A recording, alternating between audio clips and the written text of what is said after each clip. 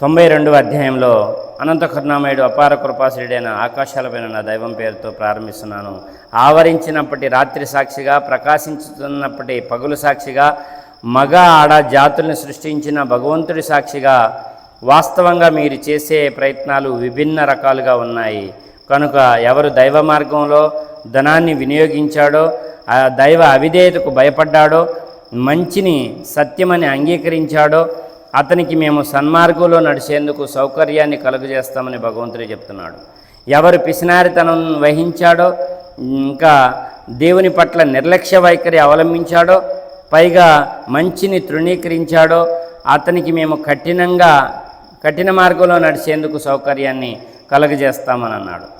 తను నశించినప్పుడు అతని ధనం అతనికి ఎలా ఉపయోగపడుతుంది? మరణించిన తర్వాత ఎవరి ధనం ఎవరికి ఉపయోగపడదు, ఎవరి బలం ఎవరికి ఉపయోగపడదు, ఎవరి అధికారం ఎవరికి ఉపయోగపడదు. మన మీద నియమించినటువంటి ఒక పెద్ద దూత మరణాన్ని, అంటే మన ఆత్మని తీసుకొని భగవంతుడి దగ్గరికి వెళ్ళిపోతుంది. అదే మరణం. నిస్సందేహంగా సన్మార్గం చూపవలసిన బాధ్యత మాపై ఉంది. ఇప్పుడే చదివాను, అర్థమవుతుందా? మనం ఏదైతే అనుకుంటామో అది భగవంతుడు ఎమ్మటే ఇస్తూనే ఉంటాడు. ఇది 92వ అధ్యాయంలో 12వ వచనంలో సన్మార్గాన్ని చూపించాల్సిన బాధ్యత మాపై ఉందని సాక్షాత్తు భగవంతుడు అంటున్నాడు. మానవులందరికీ, సాయిబులకు కాదండి, మానవుల అందరికీ సన్మార్గం చూపించాల్సిన బాధ్యత భగవంతుడిపై ఉంది, మాపై ఉంది అని అంటున్నాడు. వాస్తవానికి పరలోకం, ఇహలోకం రెండింటికి మేమే యజమానులం. ఏంటి? పరలోకం, ఇహలోకం రెండింటికి మేమే యజమానులం. దైవం అంటున్నాడు ఈ మాట. కనుక నేను మిమ్మల్ని ప్రజ్వలించే అగ్ని గురించి హెచ్చరించాను.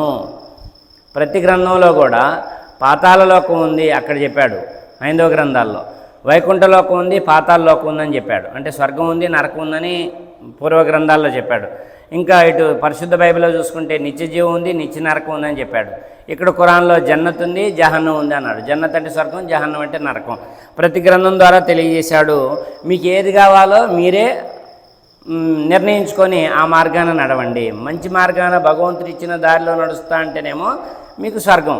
ఈడి గోలేంది, ఈడి లొల్లేంది, ఇలా సోది ఏంది అని చెప్పి మీరు అహంకారంతోనో అశ్రద్ధతోనో భగవంతుని మర్చిపోయి అధర్మానికి మీరు పాల్పడితే, చూడండి, కౌరవులకి పాండవులకి జరిగింది ధర్మానికి అధర్మానికి యుద్ధం. అర్థమవుతుంది? అన్నదమ్ముల కొట్లాట కాదు అది. ధర్మం పక్షాన ఎవరున్నాయారా అంటే పాండవులు ఉన్నారు, 5గురే ఉన్నారు. అధర్మం పక్షాన ఎంతమంది ఉన్నారంటే కౌరవులు ఉన్నారు, 100 మంది పైన ఉన్నారు. ఎవరు గెలిచారా అంటే చివరికి ఎన్ని ఇబ్బందులు పడ్డా, ఎన్ని బాధలు పడ్డా కౌరవులు ఓడిపోయారు, పాండవులు గెలిచారు. అంటే సత్యం గెలిచింది. భగవంతుడు సత్యాన్ని గెలిపిస్తాడు.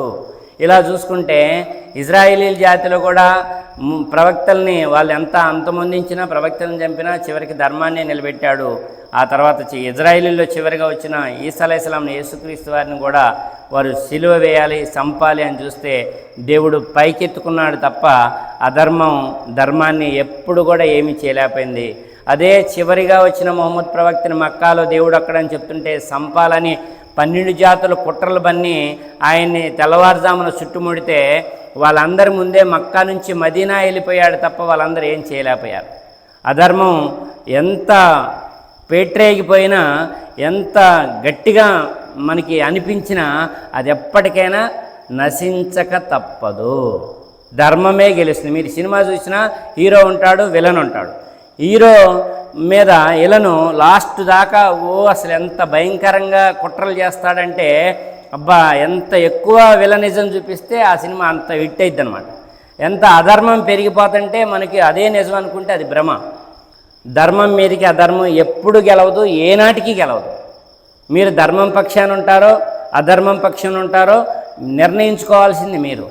ధర్మం పక్షాన ఉన్నవారు కొద్దిగా బాధలు పడ్డా, ఇబ్బందులు పడ్డా, కష్టాలు పడ్డా చివరికి వారికి విజయం అనేది తథ్యం. అదే విషయం చెప్తున్నాడు. నేను మిమ్మల్ని అగ్ని గురించి హెచ్చరించాను, అంటే ఆ భయంకరమైన నరకం గురించి హెచ్చరించాను. సత్యాన్ని తిరస్కరించి ముఖం తిప్పుకున్న పరమ దౌర్భాగ్యుడు తప్ప మరెవరు అందులో కాలిపోరు. పరిశుద్ధుడు కావటానికి తన సంపదను ఖర్చు చేసే పరమ దైవ భీతి పరుడు దానికి దూరంగా ఉంచబడతాడు. నిజంగా భగవంతుడు ఒక్కడాన్ని నమ్మి చెడు పనులకు దూరంగా ఉంటే చాలు, నువ్వు ఆ భయంకరమైన నరకం నుంచి దూరంగా ఉంచబడతావని అంటున్నాడు. అతనికి ఎవరు ఏ విధమైన ఉపకారం చేయలేదు, దానికి అతను బదులు తీర్చేందుకు అతను కేవలం మహోన్నతుడైన తన దైవ ప్రసన్నతను, భగవంతుడి ప్రసన్నతను పొందటానికి మాత్రమే ఈ పని చేస్తున్నాడు. ఆయన తప్పకుండా సంతోషిస్తాడు. ఈ పని చేస్తే భగవంతుడు అన్నీ చూస్తున్నాడు కాబట్టి, భగవంతుడికి అన్నీ తెలుసు కాబట్టి, తన దాసుడి పట్ల, తన భక్తుడి పట్ల, తన విశ్వాసైన అతని పట్ల భగవంతుడు సంతోషిస్తాడు తప్పకుండా అనేటటువంటి వాక్యం కూడా మనకి 21వ వాక్యంగా ఉంది.